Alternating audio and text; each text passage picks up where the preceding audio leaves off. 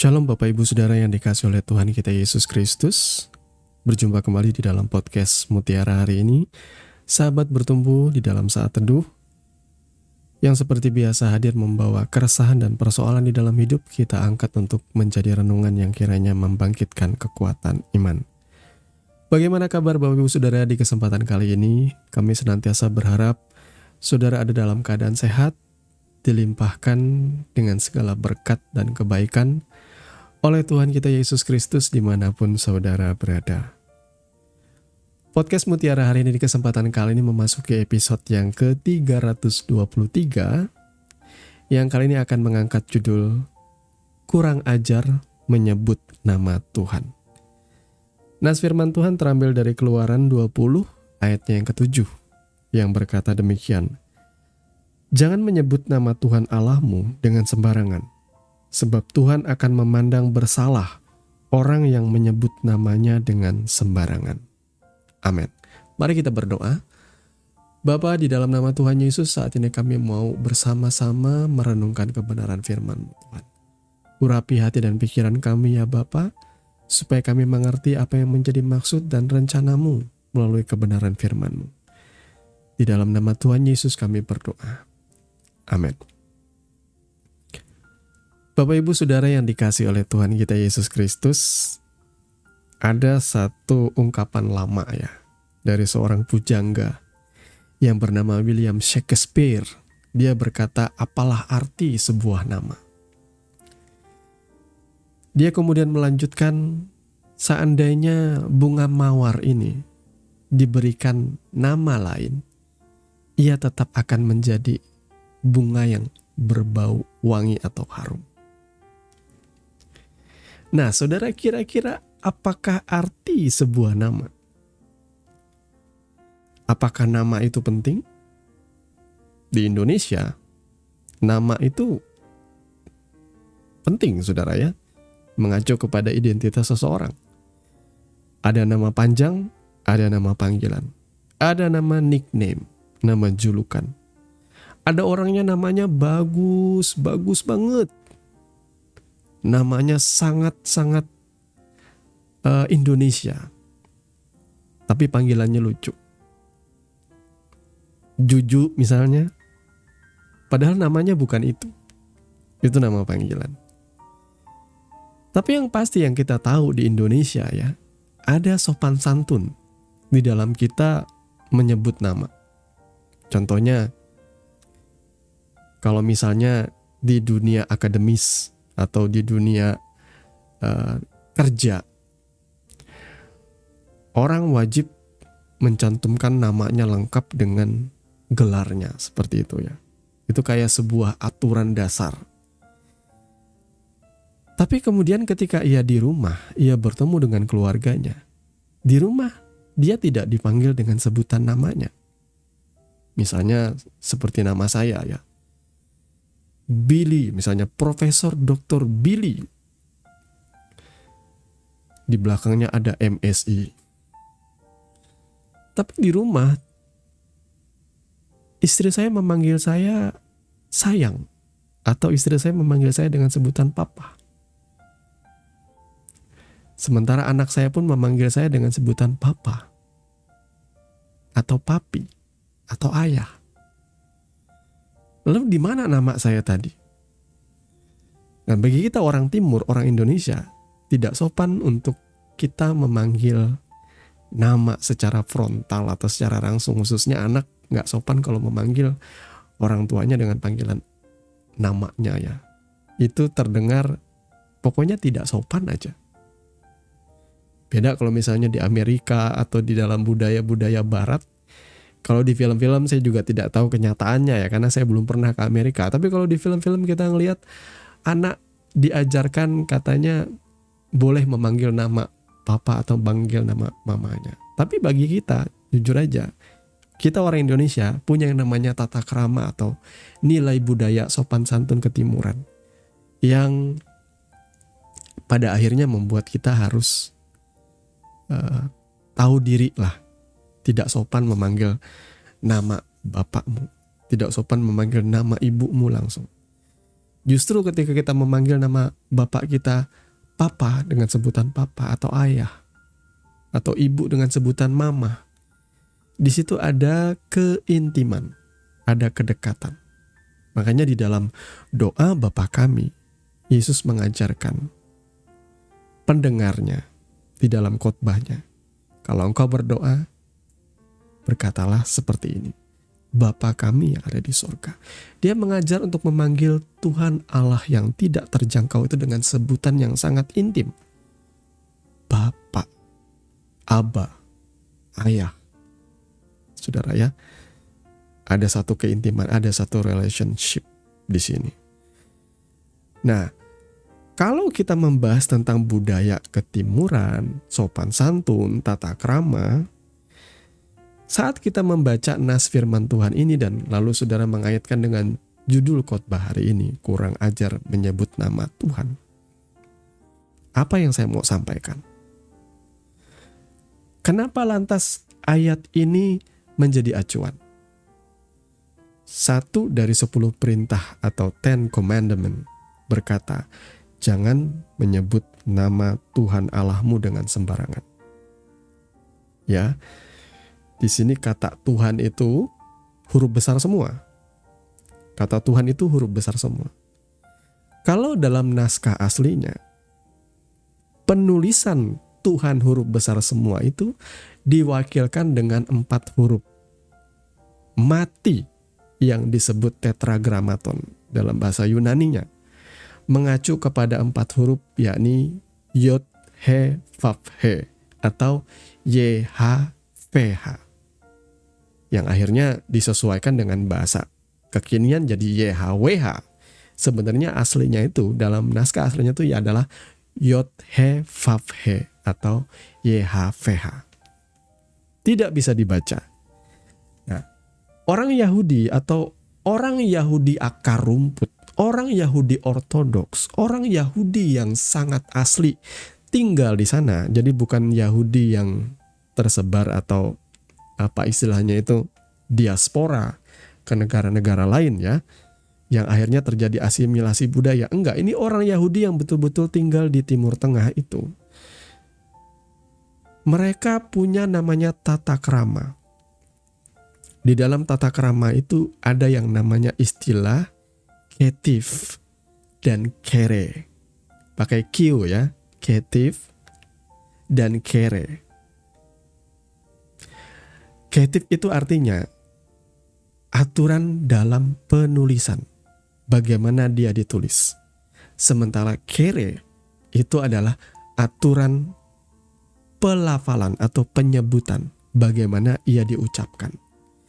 Jadi ketif ditulis Yod He Vav He yang kita baca dalam Alkitab kita, Alkitab terjemahan baru itu adalah Tuhan huruf besar semua. Sementara kere-nya dalam bahasa aslinya ini ya, pembacaannya itu adalah Adonai. Jadi orang Yahudi ortodoks, orang Yahudi yang betul-betul akar rumputnya, mereka punya aturan ini, tata krama ini. Setiap kali mereka bertemu dengan 4 huruf mati ini, mereka tidak membacanya secara harafiah dengan memasukkan vokal, tidak. Tetapi mereka akan langsung otomatis kere-nya ditulis Yod He Vav He, kere-nya Adonai atau Hashem atau Shema. Nah, saudaraku ya, kenapa itu bisa terjadi? Karena rasa hormat mereka kepada nama atau kesucian nama Tuhan. Ya, saudara ya. Jadi mereka menghormati, mereka juga takut yang namanya ada istilahnya lidah atau mulut jahat. Mereka takut mengalami yang namanya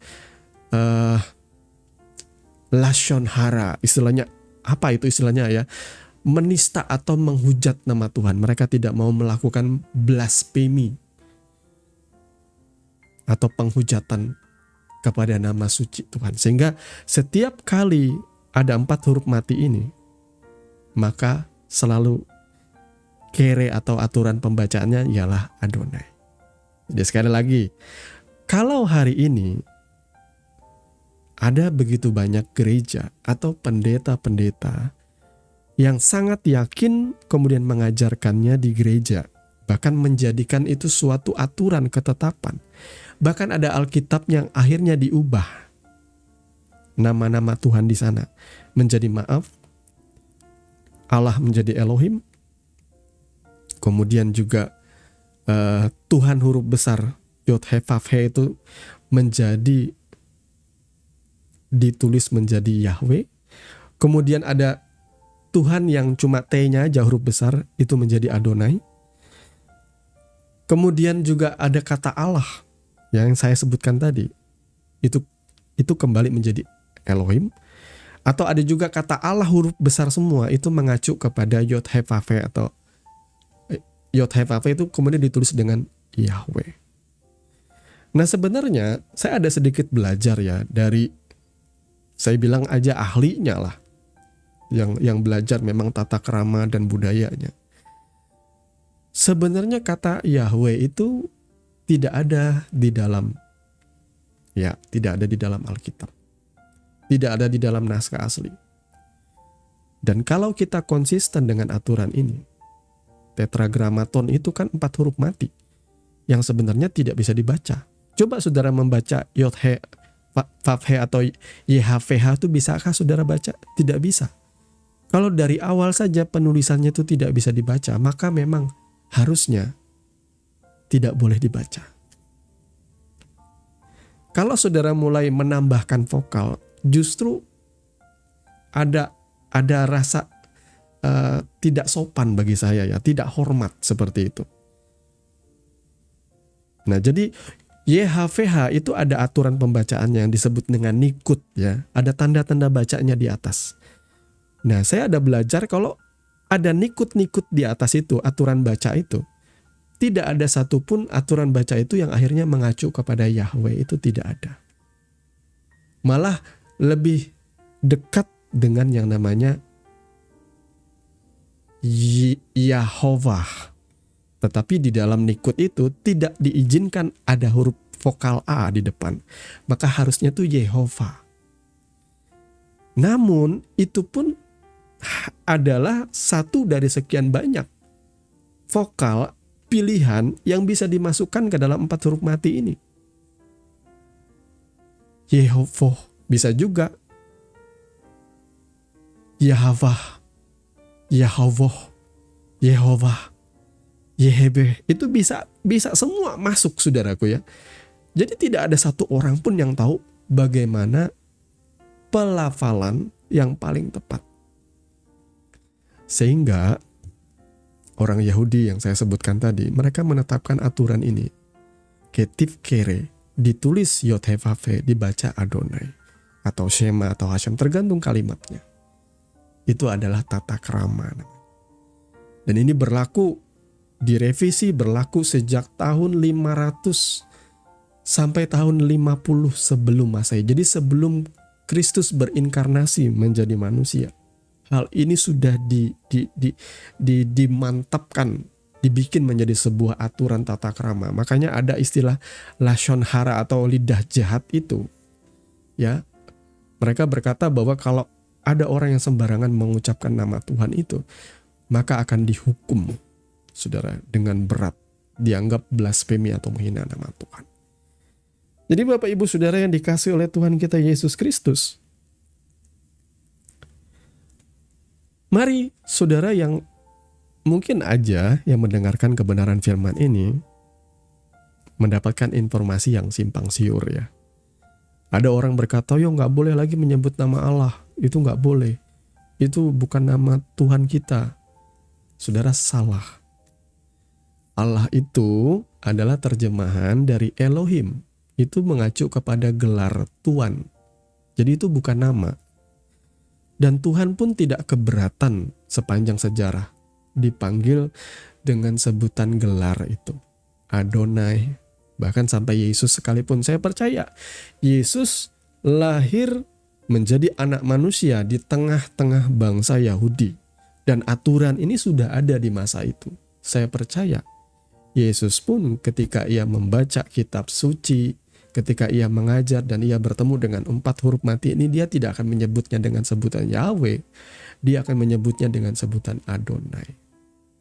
Jadi saudara ya, kita luruskan lagi lah pemahaman-pemahaman ini. Makanya kalau hari ini ada begitu banyak orang-orang yang yakin nama Tuhan itu Yahweh dan menjadikan itu sebuah aturan di gereja, ya silahkan. Tetapi saudara tanggung jawab sendiri ya.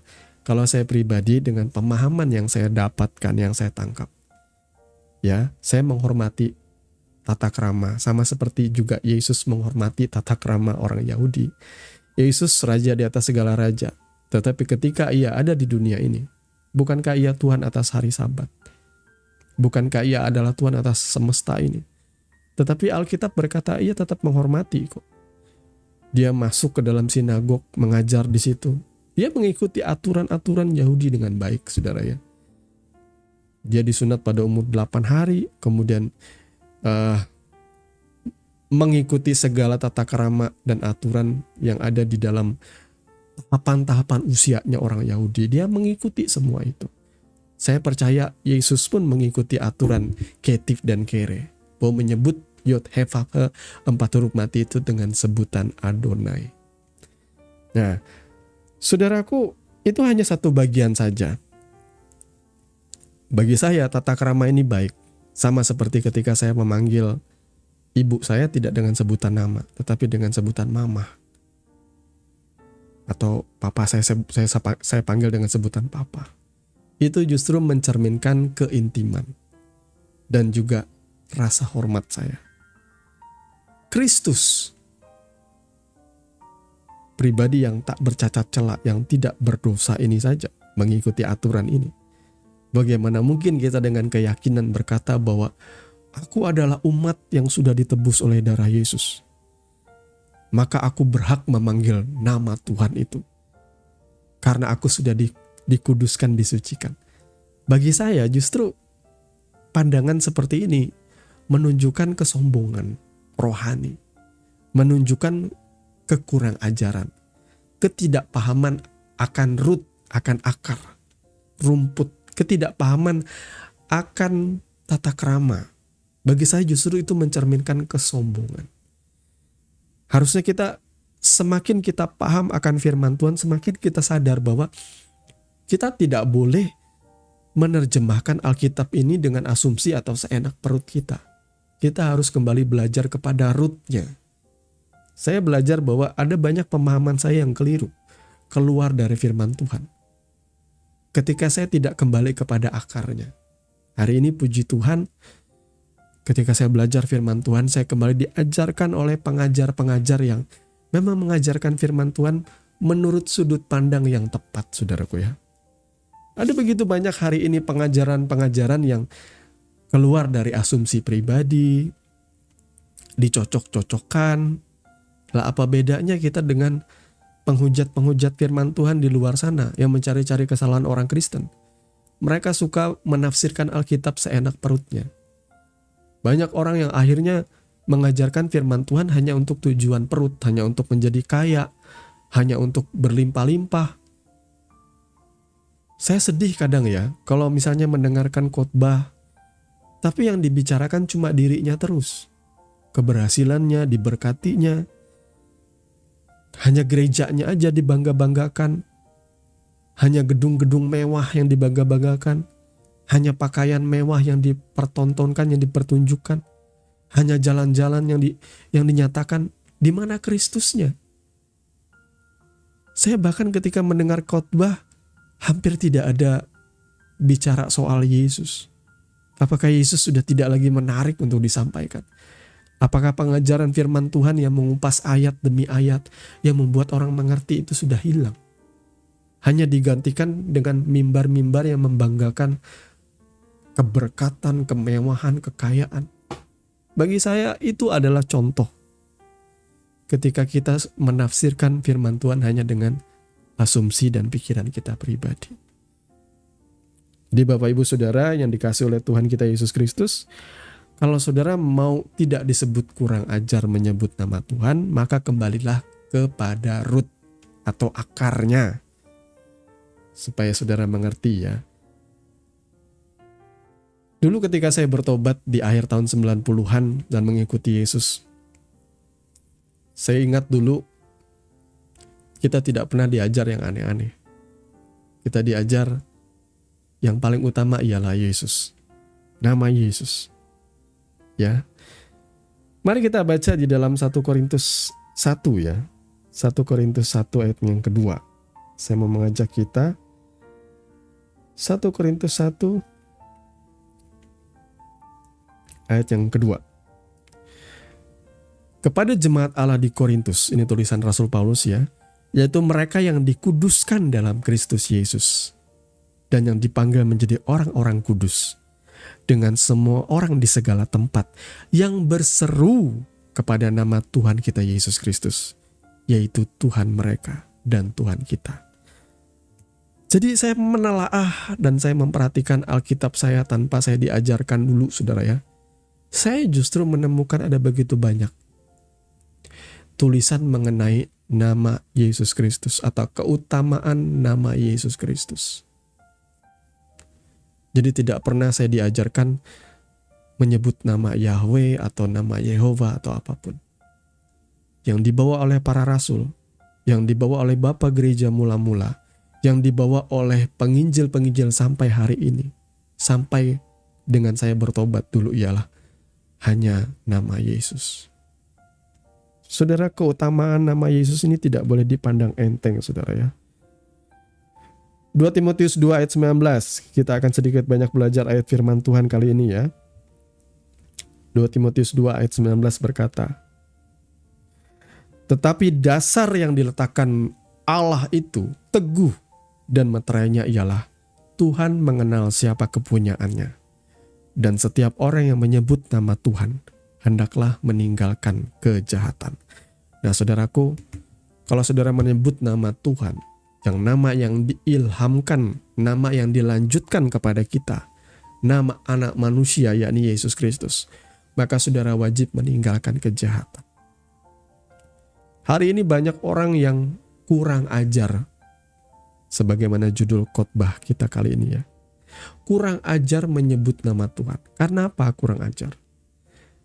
Karena ia menyebut nama Tuhan di mulutnya, memuliakan Tuhan dengan mulutnya, tetapi di dalam tingkah laku, di dalam perbuatannya, ia tidak memuliakan Tuhan. Banyak loh ya kita temukan dalam hidup kita. Banyak sekali.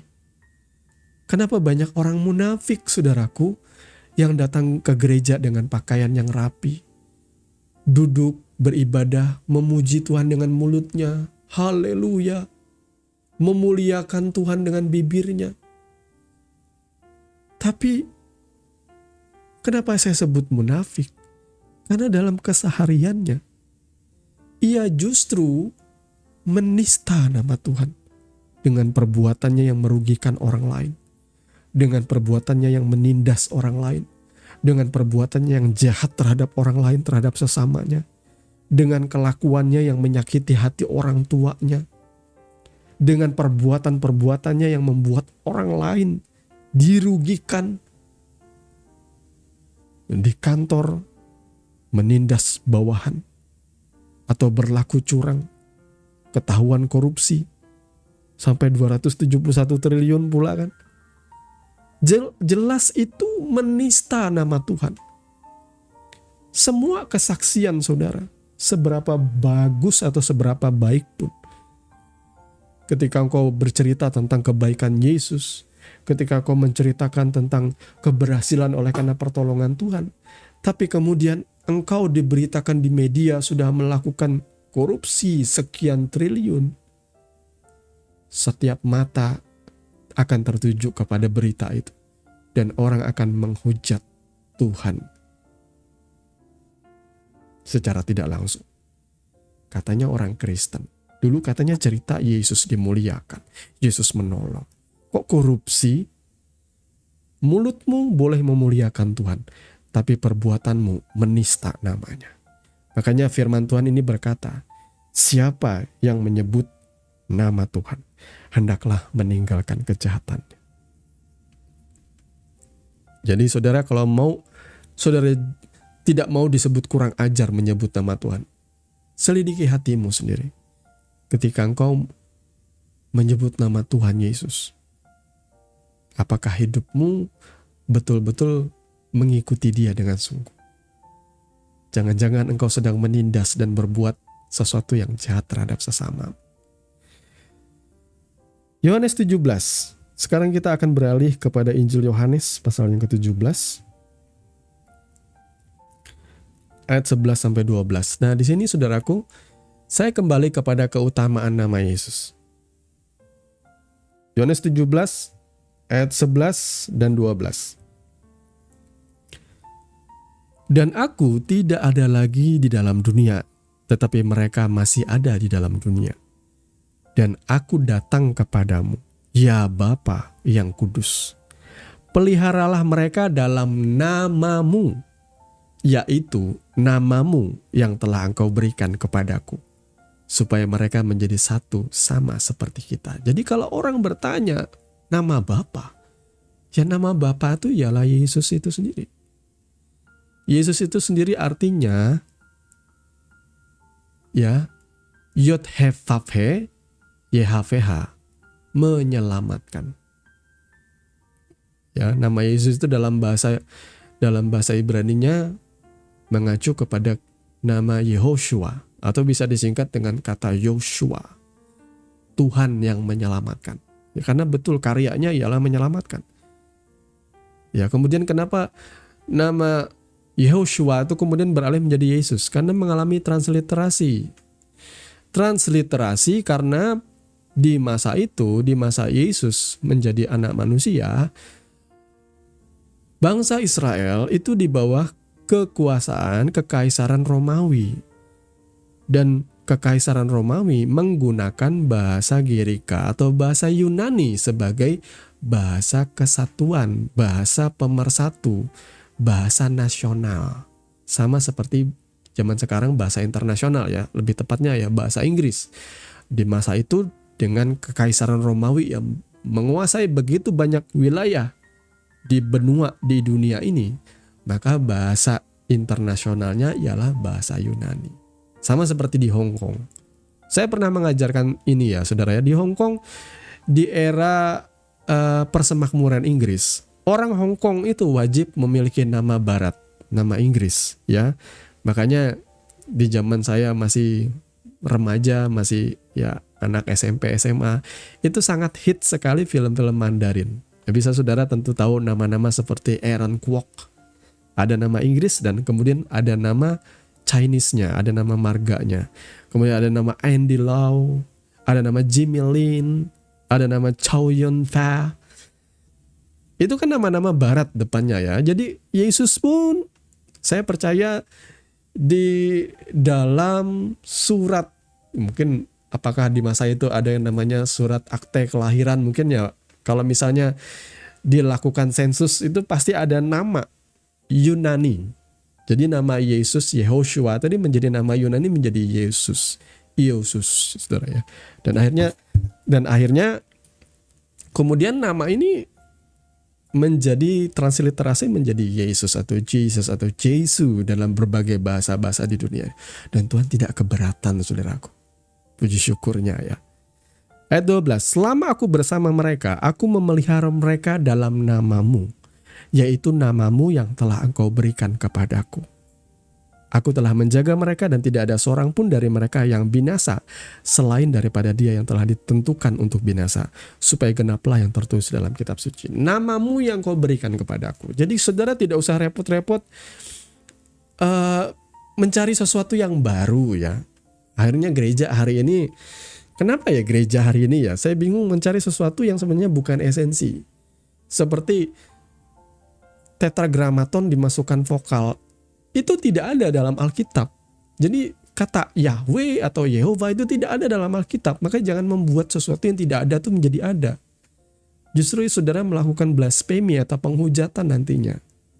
Jadi lebih baik biarlah Yod He Vav He 4 huruf mati memang tidak bisa dibaca. Ya saudara, tidak usah merasa rohani ketika saudara pengen lebih rasanya lebih lebih menggigit, lebih greget rohaninya, terus saudara menjadi Yahudi-Yahudian, tidak usah. Tuhan tidak menuntut yang seperti itu. Makanya Injil ini disebarkan ke seluruh dunia. Pertama-tama diterjemahkan dalam bahasa Yunani, dalam bahasa Aram juga. Kemudian akhirnya berpindah ke Alexandria. Alexandria sekarang menjadi Mesir. Nah, di situ juga orang-orang di sana menggunakan bahasa Koptik, ya, bahasa Arab kuno, saudara ya. Makanya bahasa Arab itu cikal bakalnya atau akar rumputnya itu dari bahasa Semitik, ya. Bahasa Arab dengan bahasa Yahudi itu mirip sebenarnya. Ya, mirip sebenarnya. Jadi tidak ada masalah sebenarnya.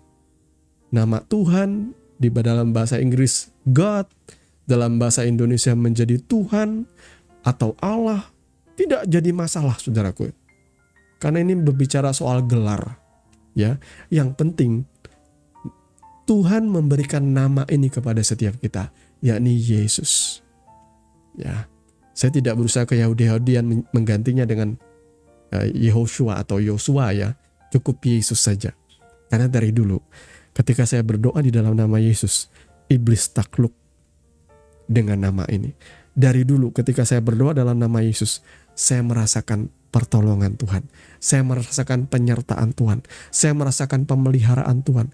Saya merasakan pertumbuhan di dalam Tuhan. Maka saya tidak perlu repot-repot mengubah atau mencari sesuatu yang baru. Jadi Bapak Ibu Saudara yang dikasihi oleh Tuhan kita Yesus Kristus, mari para rasul, murid-murid Kristus, gereja mula-mula memulai segalanya di dalam satu nama ini, yaitu di dalam nama Yesus. Jadi tidak usah mencari sesuatu yang baru, yang di luar dari kitab suci kita. Tuhan kiranya memberkati saudara semua, dan mari kita berdoa.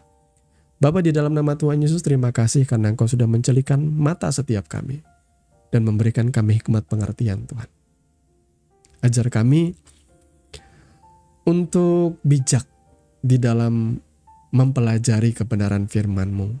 Tuntun kami Bapa, karena kami percaya Engkau akan mempertemukan kami, atau Engkau akan memberikan kami pengajaran yang sehat, supaya kami bertumbuh juga dengan benar.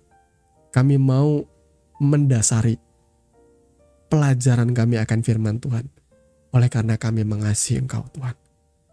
Yesus Kristus, Kau sudah datang menebus menyelamatkan kami, sehingga layaklah kami mengabdi seumur hidup kami kepadamu. Tuhan, tolong kami kalau kami kurang mengenal Engkau. Kalau kami hanya mendengarkan tentang berkat terus di dalam gereja. Saat ini kami mau belajar firman-Mu dengan benar, Tuhan. Tidak hanya mengenal Engkau secara pribadi, tetapi juga kami mau belajar hidup seperti Kristus hidup di dunia ini. Memberikan teladan contoh bagi setiap kami.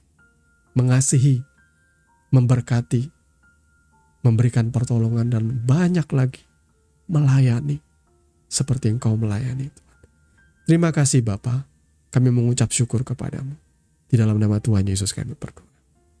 Amin. Saudaraku yang dikasihi Tuhan, saudara sudah mendengarkan kebenaran firman yang kiranya boleh menjadi dasar dan kekuatan di dalam setiap kehidupan saudara. Sampai bertemu lagi di podcast Renungan Firman Mutiara hari ini yang berikutnya. Kasih karunia menyertai saudara sekalian. Shalom.